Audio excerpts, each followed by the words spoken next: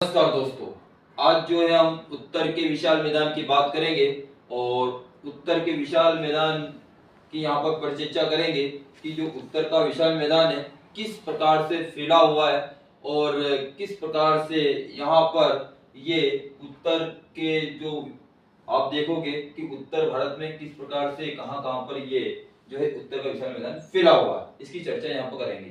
तो आपने शिवालिक हिमालय या शिवालिक या बाह्य हिमालय का नाम सुना होगा।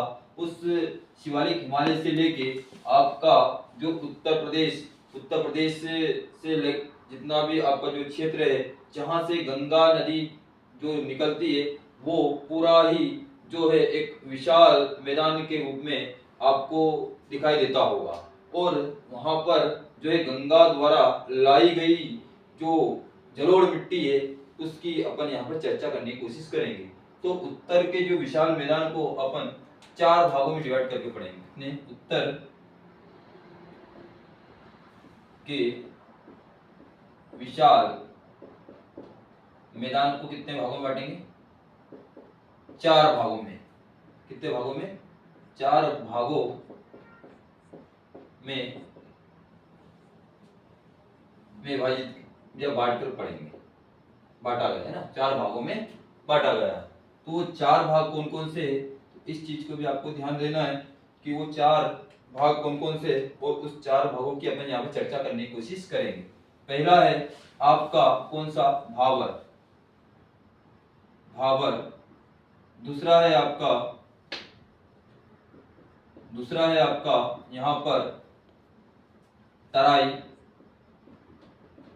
और तीसरा है आपका खागर और चौथा है आपका बांगर। इन 4 प्रकार को अपन यहाँ पर देखेंगे कि भाबर क्या होता है, तराई क्या होता है, खादर क्या होता है, इन सब की यहाँ पर चर्चा करने की कोशिश करेंगे। समझ गए बात कि ये क्या है ना, किस प्रकार से इनको किस प्रकार से ये अस्तित्व में आए हैं, इन चीजों की अपन यहाँ पर चर्चा करने की कोशिश करेंगे। ठीक है, तो आपको समझ में आ गया कि उत्तर भारत के विशाल मैदान को हम 4 भागों में डिवाइड करके पढ़ेंगे। तो वो 4 भाग कौन कौन से? भाबर, तराई और खादर और बांगर। अब ये किस प्रकार से अस्तित्व में आया तो इसकी चर्चा अपने यहाँ पर कर लेते हैं। आपको पता होना चाहिए कि जब आपने देखा होगा कि जब भारत के उत्तर में आपने हिमालय देखे होंगे, बड़े बड़े हिमालय है ना, उन हिमालय से जो कि बहुत सी नदियां निकलती है और उनका उद्गम होता है। और ये उद्गम होता है तो आपको भी ध्यान रखना है कि ये जो पर्वत है, इस प्रकार से जो पर्वत रहते हैं, इन पर्वतों से जो है नदियां का उद्गम होता है ना। तो इन नदियों से जिस प्रकार से उद्गम होता है, तो नदी का जैसे मान लो यहाँ से उद्गम हुआ तो ये नदी तीव्र गति से यहाँ से निकलेगी। तो जैसे ही आप देखोगे यहाँ से निकली तो इसका जो बहाव होगा बहुत तीव्र गति से यहाँ से ये आएगी। तो आपको ध्यान रखना, इन पर्वतों पर बड़े बड़े चट्टान और पेड़ पौधे हैं।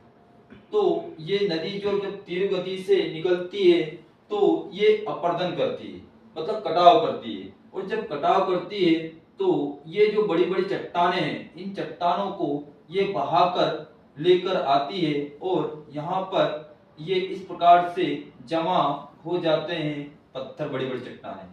और ये जब बड़ी बड़ी चट्टानें इस मुहाने पे जमा हो जाती है तो आपको इस चीज का अंदाजा नहीं होता कि जो नदी निकली है वो कहाँ से निकली है। तो इस भाग को बोला जाता है, क्या बोला जाता है भैया? भाबर। क्या बोला जाता है? इस क्षेत्र को क्या बोला जाता है? भाबर। क्या बोला जाता है? भाबर बोला जाता है। ठीक है, इसके बाद जो है नदी थोड़ी सी मैदान में आएगी और नदी इस प्रकार से थोड़ी सी आपको दिखाई देगी। ये नदी इस प्रकार से थोड़ी सी मैदान में आई, वैसे ही आपको ध्यान रखना है यहाँ से इसकी जो गति है, उस नदी की गति क्या हो जाएगी बेटा? धीमी हो जाएगी। कैसी होगी? धीमी हो जाएगी। और आपको पता है कि नदी अपने साथ बहुत सारे कंकड़, पत्थर, मिट्टी ये सब लेकर अपने साथ लेके आई है। और जब नदी मैदान में आएगी तो इसकी जो गति है वो धीमी हो जाती है, जिससे वो भारी कंकड़ पत्थर मिट्टी वो अपने साथ ना ले जाकर यहाँ पर निक्षेपित कर देती है। क्या कर देती है? निक्षेपित कर देती है। तो इसी भाग को बोला जाता है बेटा क्या? तराई। क्या बोला जाता है? इसको बोला जाता है तराई। क्या बोला जाता है बेटा? तराई बोला जाता है। नदी फिर थोड़ा सा आगे निकलती है और कुछ मैदानी भागों में इस प्रकार से बहती है, और इस प्रकार से बहते हुए ये नदी मैदान में आ गई। ठीक है, नदी मैदान में आ गई। अब आपको पता होना चाहिए कि नदी के ऐसी बहुत सी सहायक नदियां होती है जो इन नदियों में इस मुख्य नदी में आकर मिलती है, या शाखाएं बोल सकते हैं या ब्रांचेस बोल सकते हैं, है ना। तो आप देखोगे कि आपको इस प्रकार से कोई नदी इधर आकर मिल गई, कोई नदी इधर से आकर मिल गई, तो इस नदी का जो जल स्तर है वो बढ़ेगा कि घटेगा। तो आपको ध्यान रखना है, इस प्रकार से नदियां इधर से भी आकर मिल गई, इधर से भी आकर मिल गई। ये इस प्रकार से इस मुख्य नदी की कुछ शाखाएं होती है। जैसे ही इन नदियों में, इस नदी में, मुख्य नदी में जब नदियां आकर मिलती है तो इसका जल स्तर क्या होगा बेटा? बढ़ जाएगा। क्या होगा? बढ़ेगा। और जब बढ़ेगा तो जब जल स्तर बढ़ जाएगा तो ये तीव्र गति से बहेगी, और यहाँ से ये इस प्रकार के जो तट है इसके, वो तट जो है ये नदियां तोड़ ले। क्यों? कारण क्या है कि इस नदी का जो जल स्तर है वो क्या हो गया? बढ़ गया। जब जल स्तर बढ़ गया तो अब ये नदी क्या करेगी बेटा? अपने तटबंध तोड़ लेगी, और ये इसका जो जल है वो इधर उधर क्या होने लगेगा? बहने लगेगा। अब यहाँ पर बहने लगा, और जैसे ही बहने लगेगा तो ये आसपास के गांवों में जाकर ये पानी क्या होगा? भर जाएगा। तो इसी को क्या बोलते हैं बेटा? बाढ़ आना। क्या बोलते हैं? इसको क्या बोलते हैं अपन? बाढ़ आना। क्या बोलते हैं? बाढ़ आना, है ना। इसको क्या बोलते हैं अपन? बाढ़ आना। ठीक है। तो अब ये नदी इसी प्रकार से वापिस से, जब नदी का जल स्तर कम होगा, क्या होगा? जल स्तर जब कम होगा तो नदी फिर से ये अपनी ही दिशा में बहने लगेगी, लेकिन इस नदी के द्वारा जो लाई गई उपजाऊ मिट्टी, कंकड़ पत्थर मिट्टी, वो इस बाढ़ के द्वारा, यहाँ पर बाढ़ आई थी तो वो बाढ़ के द्वारा जो लाई गई मिट्टी थी वो सब कहाँ पर जमा हो जाएगी? यहाँ पर, है ना। यहाँ पे जमा हो जाएगी। तो अब जमा हो जाएगी, अगर इस पर खेती की जाएगी तो क्या यहाँ पर कैसी फसल होगी? तो यहाँ पर जो फसल होगी वो बम्पर पैदावार होगी। कैसी होगी? बम्पर पैदावार होगी। तो इसी को बोला जाता है, क्या बोला जाता है? खादर। इसको क्या बोला जाता है? खादर। खादर, ठीक है। इसी को क्या बोला जाता है बेटा? खादर, है ना। इसको क्या बोला जाता है? खादर बोला जाता है। क्या बोला जाता है? खादर। क्या बोला जाता है ना। इसको क्या बोला जाता है बेटा? खादर बोला जाता है। ठीक है।